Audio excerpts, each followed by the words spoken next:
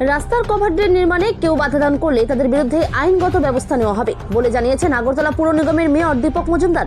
আগরতলা কালিকাপুর বাসুদেব আশ্রমে 7 রামনগর বিধানসভা কেন্দ্র এলাকার বিভিন্ন সমস্যা নিয়ে এলাকাবাসী ও সংশ্লিষ্ট কাউন্সিলরদের সঙ্গে এক গুরুত্বপূর্ণ বৈঠক করলেন আগরতলা পুর নিগমের মেয়র তথা বিধায়ক দীপক মজুমদার। বৈঠকে এলাকার জল নিকাশি, পানীয় জল, রাস্তা, আলো সহ একাধিক নাগরিক সমস্যার কথা তুলে ধরেন স্থানীয় বাসিন্দারা। মেয়র দীপক মজুমদার মনোযোগ সহকারে সকল অভিযোগ ও প্রস্তাব শোনেন এবং দ্রুত সমস্যাগুলি সমাধানের আশ্বাস দেন। আজকে রামনগর বিধানসভা কেন্দ্রে বিশেষ করে 4টি ওয়ার্ডের বিভিন্ন উন্নয়নমূলক কাজ নিয়ে আলোচনা করা, এই এলাকার মানুষের কী কী সমস্যা বা চাহিদা বা আমাদের উন্নয়নমূলক কাজগুলি কী কী আমরা হাতে নিয়েছি বা কী করবো আগামী দিনে, সেগুলি নিয়ে একটা আলোচনা সভা হয়েছে বাসুদেব আশ্রম কালিকাপুর 15 নম্বর ওয়ার্ড অন্তর্গত। এখানে আমাদের মাননীয় কর্পোরেটররা আছেন, 14 নম্বরে শ্রীদা দাস দেব মহোদয়, 15 নম্বরে নিবাস দাস মহোদয়, 25 নম্বরে এমএসি মেম্বার সেখান থেকে মহোদয় এবং নিতুদেব 34 নম্বর ওয়ার্ডের কর্পোরেটর আছেন, আমাদের পূর্ত সিভিল ইঞ্জিনিয়ার আছেন, আমাদের ইঞ্জিনিয়ার আছেন, স্কুল ইঞ্জিনিয়ার আছেন, পুরনো অফিসাররা আধিকারিক আছে এবং এই এলাকার লক্ষ্য নিয়ে বলা আছে। মেইনলি আজকে 15 নম্বর ওয়ার্ডে এখানে বসার প্রধান উদ্দেশ্য হচ্ছে 4টে ওয়ার্ড নিয়ে আমরা বিভিন্ন ওয়ার্ডে যাবো, এখন ভিজিট করবো। বিশেষ যে কাজগুলি আগরতলা পৌর নিগম থেকে করা সম্ভব না, প্রতিরোধের সহযোগিতা আমরা এই কাজটি করতে চাচ্ছি। তারপর একটা রাস্তা, বড় বড় রাস্তা, মাননীয় মুখ্যমন্ত্রীর সঙ্গে আমাদের আলোচনা হয়েছে, কিছু প্রস্তাবও মুখ্যমন্ত্রী বরাবর দিলেন। মাননীয় মুখ্যমন্ত্রীও খুব আন্তরিক সার্বিক উন্নয়নের সঙ্গে রাজ্যের সঙ্গে আমাদের রামনগর বিধানসভা কেন্দ্রে উনিও কিছু স্পেশাল অ্যাসিস্ট্যান্ট দেওয়ার অঙ্গীকার করেছিলেন।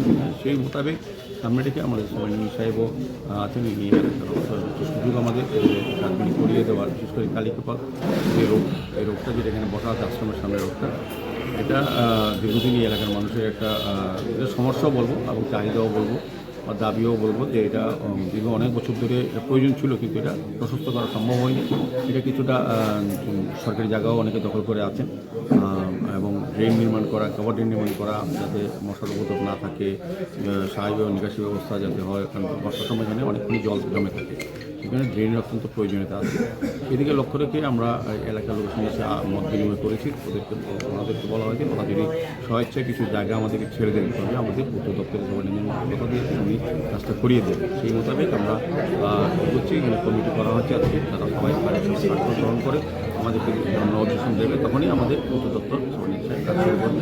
সেক্ষেত্রে যারা রাজি হবেন না স্বেচ্ছা বা যদি সরকারি জায়গা দখল করে থাকে, আইনি ব্যবস্থা গ্রহণ করা হবে। আমরা চাই কালিকা ব্যবস্থাটা প্রশস্ত দুধারে কভার ড্রেন হোক, সেভাবেই এই এলাকার লোকের যাতে সমস্যার সমাধান হয় সেই কাজ করছি। এবং বিভিন্ন ওয়ার্ডে আজকে 4টা ওয়ার্ড ঘুরব, আমাদের কৃষি দপ্তরের আধিকারিকরা সবাই ইঞ্জিন সহ আছেন, যেই কাজগুলি প্রায়োরিটি বেসিসে কিছুটা সময় দিতে হবে, সহযোগিতা।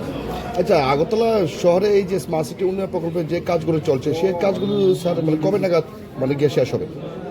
কারণ এটা একটা প্রজেক্ট ওরিয়েন্টেড ওয়ার্ক, এটাতে একটা নির্দিষ্ট সময় তো দিতেই হয়। এখন আপনার কভার ড্রেনগুলি মোটামুটি প্রায় 47-43 কিলোমিটার হয়ে গেছে, 43 কিলোমিটার। এখন এটা আন্ডারগ্রাউন্ড সমস্ত কেবেল লাগানো করা হচ্ছে। এই কাজটা ছেড়ে পরে ফুটপাথ হবে, তারপর রাস্তা গ্রেডিং করা হবে, তারপর রাস্তা ব্যাকআপ ছেড়ে দেওয়া হবে। তা আলটিমেটলি আর কিছু কাজ বাকি আছে, আর 7-8 মাস সময় তো নিশ্চয়ই লাগবে, সময় দিতে হবে পারমানেন্ট ওয়ার্কের জন্য। আগে শহরে এত বড় কাজ কোনোদিন হয়নি, মানুষ দেখেনি, কাজে মানুষের মধ্যে একটা বিভ্রান্ত ছড়াচ্ছে, কেউ আতঙ্ক আছে যে কাজ কবে শেষ হবে কি না। আসলে এই ধরনের কাজ কোনোদিন কেউ শহরে দেখেনি, এত ডেভেলপমেন্ট। সার্বিকভাবে একটু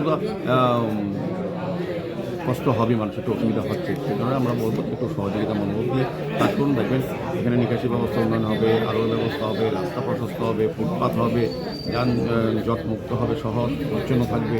একটু তো সময় দিতে পারমানেন্ট সলিউশন থেকে যাচ্ছে শহরের সার্বিক ডেভেলপমেন্ট। আগরতলাকে নতুনভাবে সাজানো পরিকল্পনা নেওয়া হয়েছে এবং সেইভাবে আগরতলা শহর নতুনভাবে করা হচ্ছে।